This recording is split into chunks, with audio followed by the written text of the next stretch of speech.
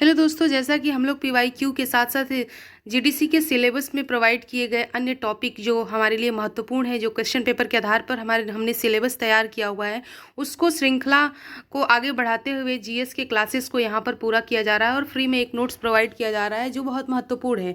वो नोट्स जो है आपके क्वेश्चन पेपर के आधार पर, प्रीवियस ईयर के आधार पर, के एनालिसिस के आधार पर तैयार किया गया है। इसलिए ये महत्वपूर्ण हो जाता है अधिक कि क्या क्या आना है आपके एग्जाम में, उस बात को आपके दिमाग में अच्छी तरह से फिट कर दिया जाए। ये इसके लिए आपको सबसे पहले कि इस चैनल पर जाकर के ज्वाइन करना होगा और हर रोज की आ रही वीडियो को कम से कम एक दो बार चलाकर आपको देखना ही पड़ेगा। अगर आप सीरियस हैं एग्ज़ाम को लेकर के, एग्ज़ाम की तैयारी को लेकर के, तो आप इसमें लग जाइए। और हर रोज़ ऐसा नहीं कि एग्ज़ाम का डेट आएगा तब हम शुरू करेंगे, ऐसा मत सोचिए। और जीएस के प्रिपरेशन को बना करके रखिए पहले से, कि कम से कम ऐसा हो जाए कि जब एग्ज़ाम का डेट आए तब तक आपका जीएस का कॉन्सेप्ट क्लियर हो और आपको पता हो कि क्या क्या पढ़ना है और उस समय आपको रटना हो। और रटने से जो आप एग्ज़ाम में आउटपुट दे पाएंगे उसी तक आपका दिमाग एग्ज़ाम के डेट आने पर सीमित हो जाए और आप फोकस हो जाएं। इसलिए आपको पहले से ही तैयारी करनी होगी और इसके लिए आपको ज़्यादा कुछ करना नहीं है। इस चैनल पर जाना है, सब्सक्राइब करके और रखना है। जैसे ही नेक्स्ट वीडियो आती है आपको चला करके 2-3 बार देख लेना है, उतने से ही आपका काम हो जाएगा, ये मेरी गारंटी है। इसलिए चलिए आप देखते हैं कि हमने पिछले वीडियो में देखा था कि विश्व की प्रमुख नदियाँ कौन कौन सी आ रही हैं। अब हम देखेंगे कि भारत की प्रमुख नदियाँ कौन कौन सी हैं जो हमारे एग्जाम के दृष्टिकोण से महत्वपूर्ण हैं और पूछी जा सकती हैं। ठीक है, तो चलिए सबसे पहले शुरू करते हैं।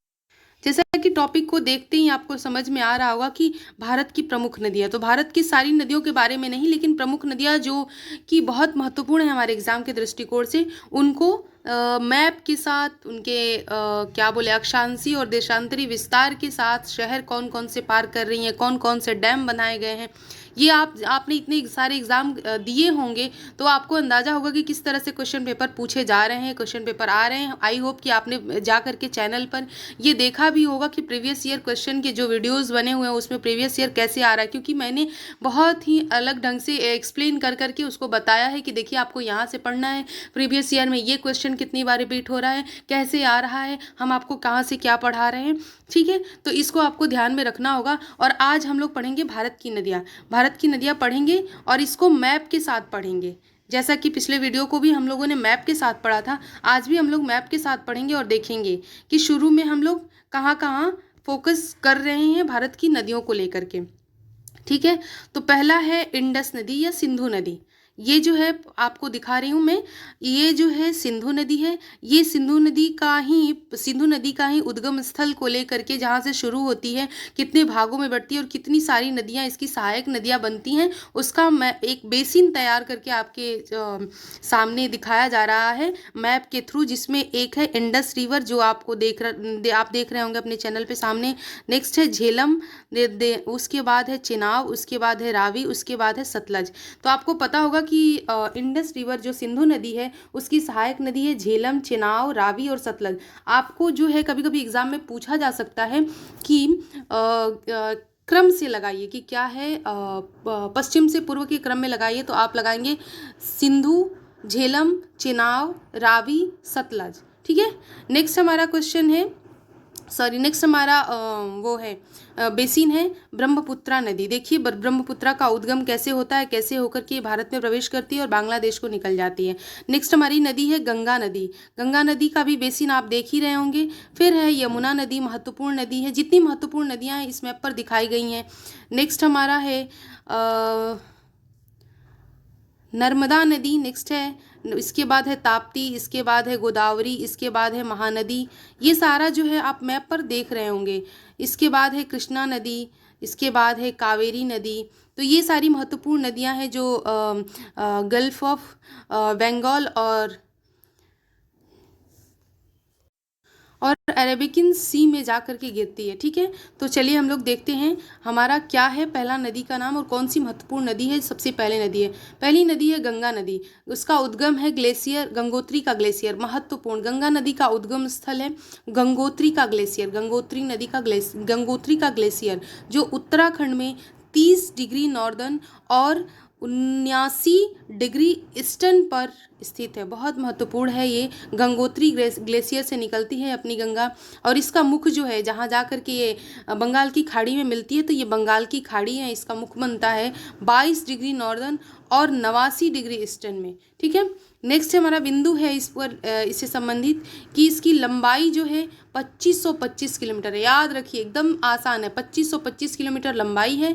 देश जो है भारत और बांग्लादेश होकर के बस बहती है। इसकी विशेषताओं को देखें तो हिंदू धर्म की पवित्र नदी है। गंगा बेसिन में 40% की आबादी इसके किनारे है। इसका मिशन जो है नमामि गंगे का मिशन जो है इस पर चला हुआ है। नमामि गंगे के मिशन को आप विस्तार में जा करके पढ़िएगा, हो सकता है कि एक क्वेश्चन उस पर से भी डाल दे करेंट अफेयर में अगर कुछ आ गया तो। ठीक है, इस पर प्रमुख बांध कौन कौन से हैं? टिहरी बांध जो भागीरथी नदी जल विद्युत और सिंचाई के लिए बने हुए हैं। फरक्का बांध जो है जल प्रवाह नियंत्रण के लिए बना हुआ है। ठीक है, नेक्स्ट इसको नक्शा में हम देखेंगे तो नक्शा हिमालय से बंगाल की खाड़ी तक हरिद्वार, प्रयागराज और कोलकाता को दर्शाता है। ये कहाँ कहाँ से होकर के गुजरती है। चलिए हम मैप का भी एनालिसिस कर लेते हैं कि मैप में क्या क्या गंगा बेसिन में दिखा रहा है हमें। ठीक है, तो देखिए गंगा रिवर का मैप आ गया हमारे सामने, और हम देखेंगे कि कहाँ कहाँ क्या क्या दिख रहा है। जैसे ये हमारी सोर्स ऑफ गंगा का गंगोत्री ग्लेशियर से निकल रही है, और ऐसे ऐसे आ करके देखिए कैसे जा करके वे ऑफ बंगाल में मिल जाती है। ऊपर जो है हमारे मैप में नेपाल है। नेपाल के बाद जो है न्यू दिल्ली में यमुना यहाँ से निकलती है। आप एकदम बगल से देखेंगे पैरेलल जो गंगा है वाराणसी, उसके बाद से हमारी जो गंगा है ये कानपुर, इलाहाबाद से हो करके बहती हुई सीधे जा करके गिरती है बे ऑफ बंगाल में। नेक्स्ट हमारा जो है आप इस पर देख रहे होंगे कि कौन कौन सी नदी आकर के, कौन कौन सी इसकी सहायक नदी है, कौन कौन सी नदी आकर के इसमें मिल रही है। तो दामोदर नदी, और उसके बाद से सोन नदी, केन नदी, बेतवा नदी, कौन कौन सी नदी इसके आसपास भी है देखिए ऐसे, यमुना नदी, उसके बाद से शारदा, घाघरा, गोमती, गंडक, ये सारी कोसी, ये सारी बहुत सारी नदी है जो आ करके हमारी गंगा में मिलती है या गंगा से निकल करके आगे बढ़ती है। तो हम इसको देख सकते हैं विस्तार में जा करके। और नेक्स्ट हमारा जो महत्वपूर्ण हमारी नदी है वो है यमुना नदी। हमारे देश की प्रमुख नदी है यमुना नदी, और उद्गम इसका है यमुनोत्री ग्लेशियर। गंगा का ये गंगोत्री ग्लेशियर और यमुना का यमुनोत्री ग्लेशियर उत्तराखंड में है। 31 डिग्री नॉर्दर्न से 78 डिग्री ईस्टर्न में इसका उद्गम होता है। मुख इसका है संगम, प्रयागराज में आकर के यह गंगा में मिल जाती है। 25 डिग्री नॉर्दर्न और 81 डिग्री ईस्टर्न पे इसकी लंबाई है 1376 किलोमीटर। और हमारी गंगा की लंबाई कितनी थी? हमारे गंगा की लंबाई थी 2525 किलोमीटर। ये हमारे देश भारत में बहती है। इसकी विशेषताएं हैं गंगा की सबसे बड़ी सहायक नदी है। इतनी बड़ी सहायक नदी कोई भी गंगा की नहीं है। इसके किनारे पर ताजमहल स्थित है। इसके प्रमुख बांध कौन कौन से हैं? लाखवाड़ा ब्यासी बांध जल विद्युत परियोजना के लिए, बाजीराबाद बैराज दिल्ली की जल आपूर्ति के लिए। इसका नक्शा विवरण हम देखें तो नक्शा में ये क्या क्या दिखाती है? उत्तराखंड से प्रयागराज, दिल्ली, आगरा को दिखाती है। चलिए हम अब क्वेश्चन जब सामने आ ही गया है तो इसके मैप को भी देख लेते हैं। और जैसा कि हम लोगों के इस वीडियो की खास विशेषता है कि आपको जा करके बेसिन के थ्रू नदियों को पढ़ाया जा रहा है कि कैसे निकल रही है, कैसे जा करके मिल रही है, कहाँ से निकल रही है, कहाँ जा करके उसका मुहाना खत्म हो जा रहा है। ठीक है, तो चलिए हम देखते हैं। ये है यमुनोत्री ग्लेशियर, ये है गंगोत्री ग्लेशियर, ये है अपनी गंगा जो गंगा निकल रही थी। ये इसको मिटाते हैं हम लोग और देखते हैं यमुना जो देख रहे हैं हम लोग, यमुना नदी है अपनी जो इलाहाबाद में आकर के गंगा में मिल जाती है। ये नदी जो है इसकी कौन सी सहायक नदी है? देखिए कौन कौन सी अपनी सहायक नदी बनाई हुई है ये नदी। इसके बाद ये जो नीचे से भारत में आकर के यानी दक्षिण से भारत यमुना में आकर के मिलने वाली नदियां हैं। ये बेतवा है, केन है, सोन तो चूँकि जा कर के गंगा में मिलती है, लेकिन सिंध है, इसके अलावा काली सिंध है, इसके अलावा चंबल है, बनास है। ये सारी नदियाँ जो है, तो आपको पूछा जा सकता है कि बनास नदी किसकी सहायक नदी है, ये सारी भी पूछी जा सकती हैं। तो आप सहायक नदियों को भी देखते रहें। और बेसिन के थ्रू हम लोग यहाँ चैनल की खास विशेषता है कि पढ़ रहे हैं तो बेसिन का वो मैप भी देखते चल रहे हैं साथ में। नेक्स्ट हमारी नदी है ब्रह्मपुत्र नदी। ब्रह्मपुत्र नदी को हम देखेंगे आज कि ब्रह्मपुत्र नदी अभी क्या है। नेक्स्ट हमारी नदी का नंबर आता है तो ये उद्गम इसका है मानसरोवर झील। पहली का क्या था, हमारा काम नहीं है कि सिर्फ पढ़ा करके निकल जाए, हमारा काम है कि आपको याद करवाएं किस तरह के क्वेश्चन आ रहे हैं। तो पहला है यमुनोत्री, पहली गंगा है गंगोत्री से, यमुना है यमुनोत्री से, और तीसरी नदी हमारी जो है वो है मानसरोवर झील से, तिब्बत से होते हुए निकलती है। तिब्बत में मानसरोवर झील है, वहाँ से निकलती है 30 डिग्री नॉर्दर्न और 82 डिग्री ईस्टर्न पे। इसका मुख है बंगाल की खाड़ी, 22 डिग्री नॉर्दर्न और 90 डिग्री ईस्टर्न में जा करके मिल जाती है बे ऑफ बंगाल में। इसकी लंबाई 2900 किलोमीटर है, जो ये कई सारे देशों को पार करती आती है, जैसे चीन, भारत, बांग्लादेश, ये इसको पार करते हुए आती है।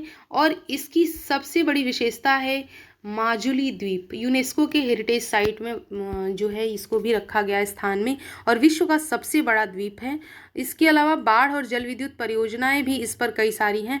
और इसके अलावा इसके प्रमुख बांध कौन कौन से हैं, इसके प्रमुख बांध हैं सुबनसिरी लोअर डैम जल विद्युत के लिए प्रस्तावित है, दिहांग डैम अरुणाचल प्रदेश में बनेगा, ये भी जो है अभी प्रस्तावित है। नेक्स्ट हमारा जो है इसका नक्शा विवरण, नक्शा जो है तिब्बत से असम और बांग्लादेश होते हुए माजुली और गुवाहाटी को दर्शाता है। नेक्स्ट हमारा क्वेश्चन है हमारा ये नदी का मैप है। तो देखेंगे कि हम ब्रह्मपुत्रा नदी रिवर सिस्टम का क्या क्या हाल है, कैसे कैसे है, कैसे कैसे बहती है।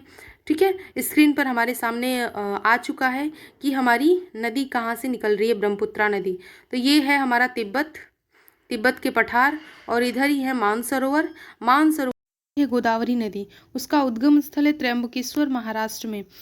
19 डिग्री नॉर्दर्न से 73 डिग्री ईस्टर्न में ये निकलती है, और इसका मुख जो है जाकर के ये मिलती है बंगाल की खाड़ी में 16 डिग्री नॉर्दर्न 81 डिग्री ईस्टर्न में। ठीक, नेक्स्ट इसकी लंबाई हम देखेंगे तो 1465 किलोमीटर है, भारत में बहती हुई नदी है, भारत की प्रमुख नदी है।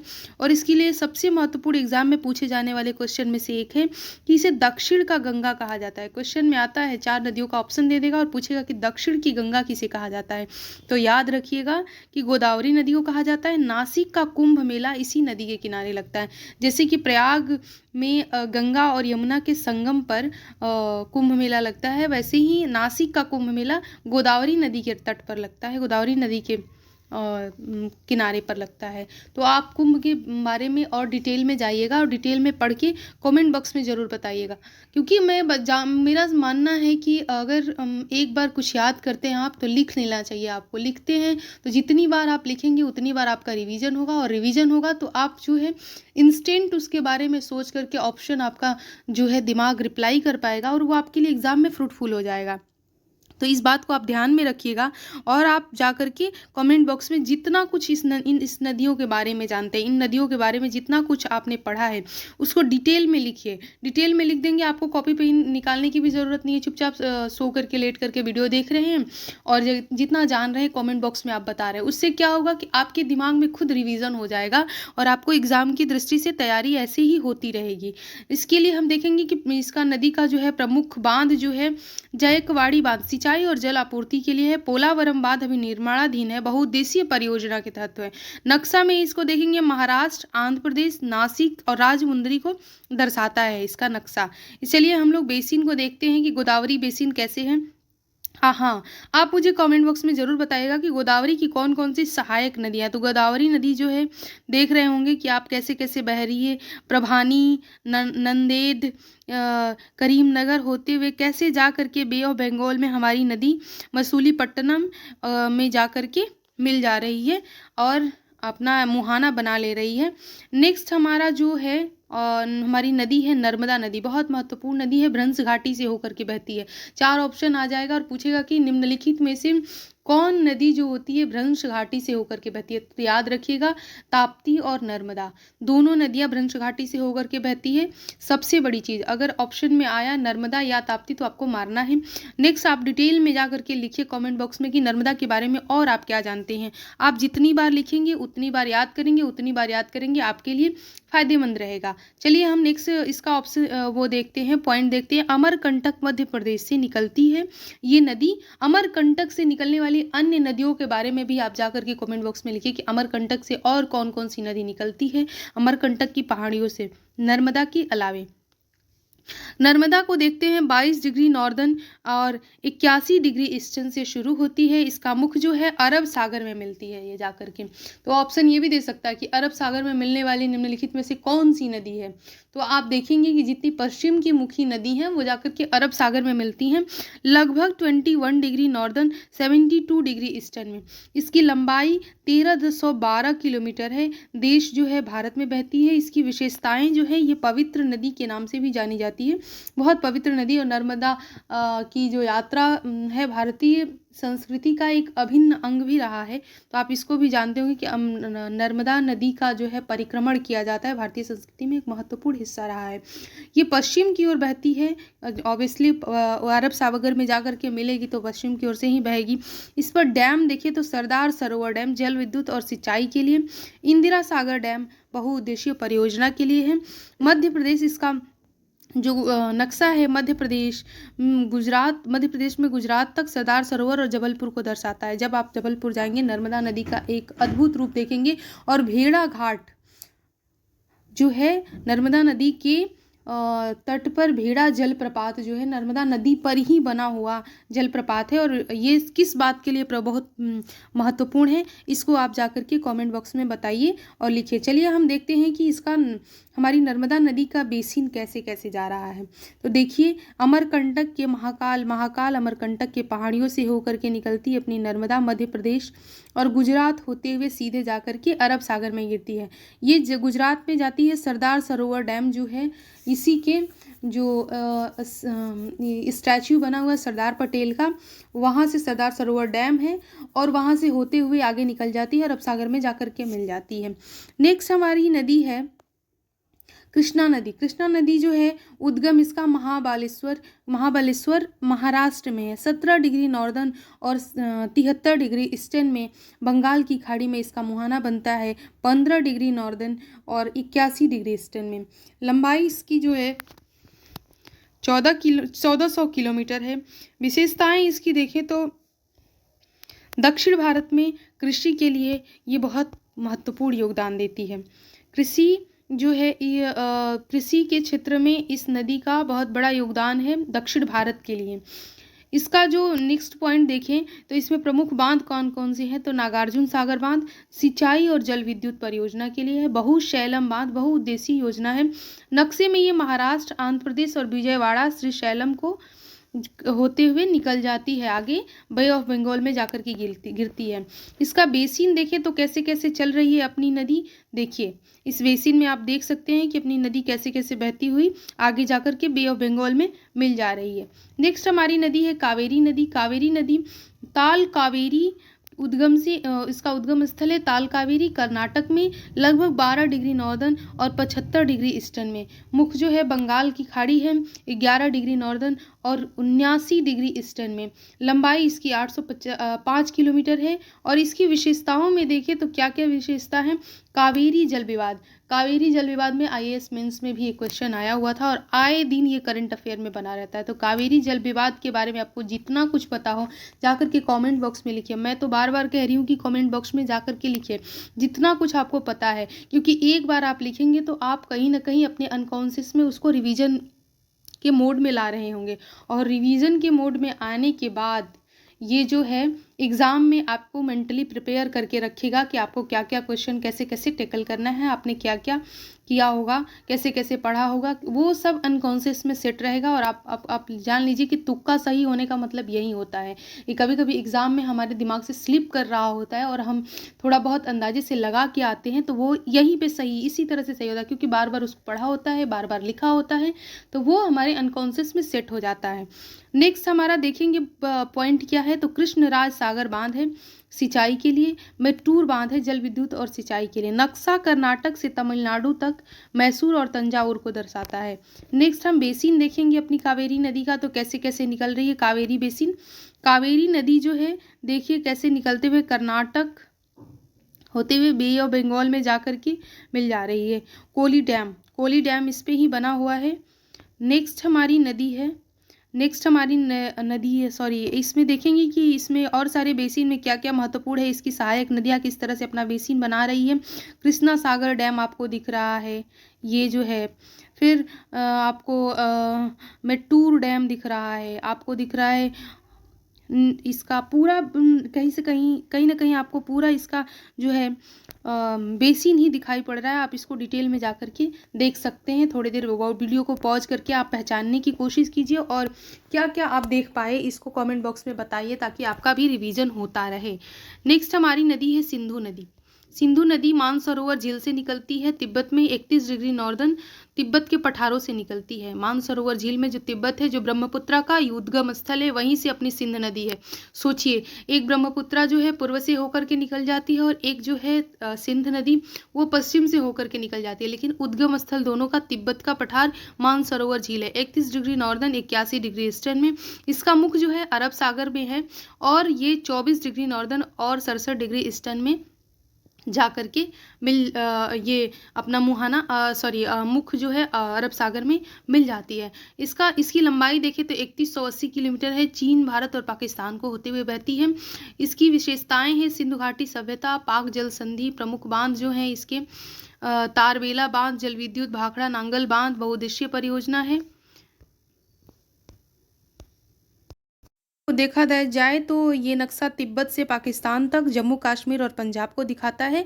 चलिए अब हम देख लेते हैं सिंधु नदी का बेसिन क्या क्या है। वैसे हमने भारत की नदियां जो शुरू में डिस्कस किया हुआ है उसमें सिंधु नदी का एक क्लियर सा मैप लगाया हुआ है और क्लियर रावी, सतलज, चेनाब, झेलम, इन सारी नदियों को बहुत डिटेल में वहाँ पर दिखाया हुआ है। तो आप शुरू में ही एक ध्यान से देख लिया करिए कि कैसे कैसे ये नदियों के बारे में डिटेल में बताया गया है। नेक्स्ट हमारी नदी है महानदी। उद्गम इसका है सिहावा, छत्तीसगढ़। लगभग 20 डिग्री नॉर्दर्न और 82 डिग्री ईस्टर्न से शुरू होती है और बंगाल की खाड़ी में 20 डिग्री नॉर्दर्न और 86 डिग्री ईस्टर्न में जाकर के मिल जाती है। इसकी लंबाई 858 किलोमीटर है। भारत की प्रमुख नदी है और इसका जो है छत्तीसगढ़ और उड़ीसा की सिंचाई में बहुत बड़ा योगदान है।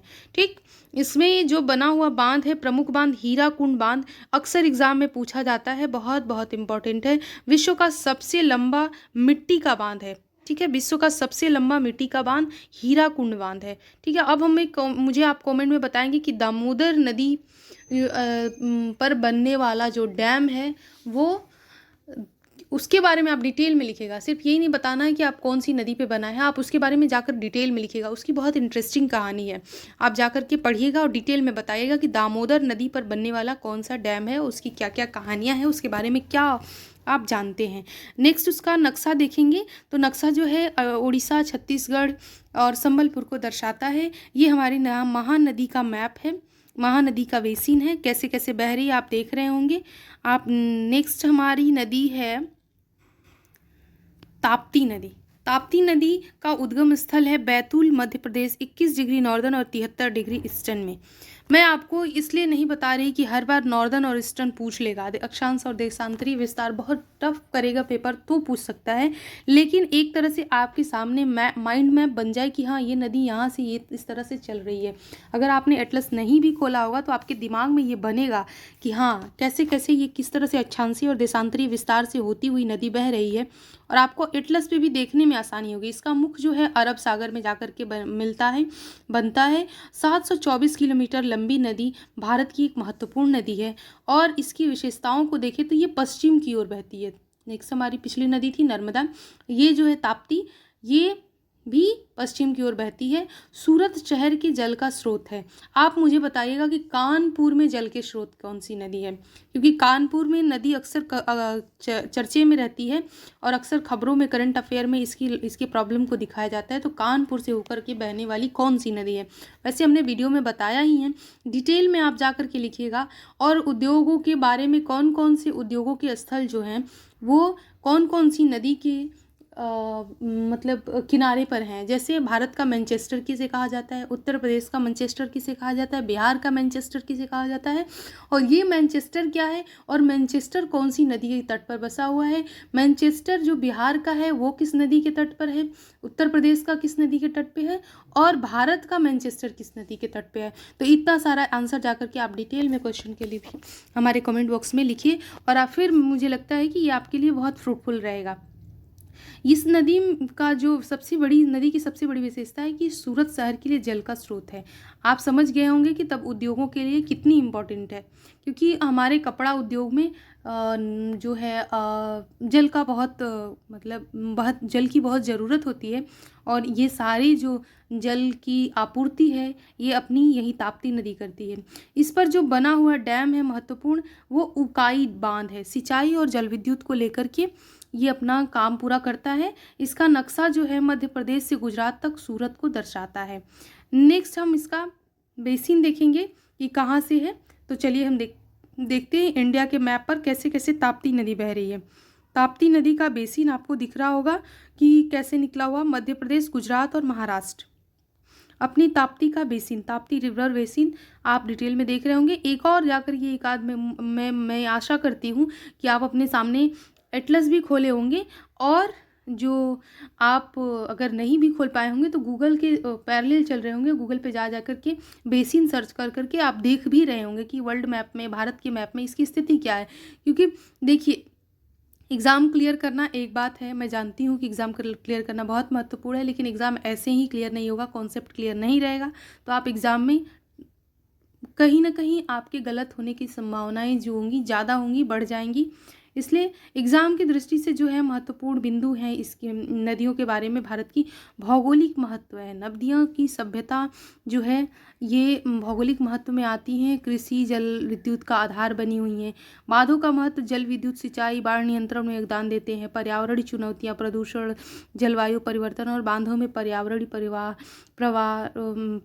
प्रभाव, मेकांग, कावेरी और सिंधु जल विवाद, ये एग्ज़ाम की दृष्टि से बहुत महत्वपूर्ण है। मैं आशा करती हूँ कि इस सेक्शन का तो आप स्क्रीनशॉट कर करके और जा कर के गूगल पर डिटेल में पढ़ेंगे कि भौगोलिक महत्व क्या क्या है, बांधों का महत्व क्या क्या है, पर्यावरणीय चुनौतियाँ क्या क्या हैं, विवाद जो है मेकांग, कावेरी और सिंधु जल विवाद। क्योंकि अक्सर ये चर्चे में रहता है और करेंट अफेयर में आ गया तो बिना कॉन्सेप्ट के क्लियर क्वेश्चन आप नहीं कर पाएंगे।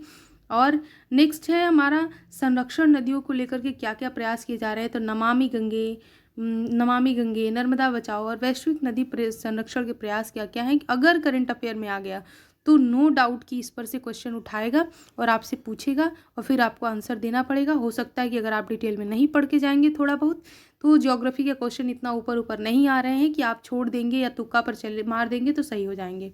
आपको थोड़ा बहुत मेहनत करना ही पड़ेगा। चलिए मिलते हैं नेक्स्ट वीडियो में एक नेक्स्ट टॉपिक के साथ। आप भी कमेंट बॉक्स में बताइए कि अगर नेक्स्ट टॉपिक हमें पढ़ना हो तो कौन सा टॉपिक पढ़ेंगे। वैसे तो मैं क्लास अपने आप से लेकर के आ रही हूँ सिलेबस और क्वेश्चन के एनालिसिस पर, लेकिन आप भी बताएंगे तो मुझे अच्छा लगेगा और मुझे लगेगा कि आप भी पढ़ाई कर रहे हैं और आप सीरियसली इसमें इंटरेस्टेड है कि आप एग्ज़ाम को क्रैक कर पाएँ। ठीक है, चलिए धन्यवाद।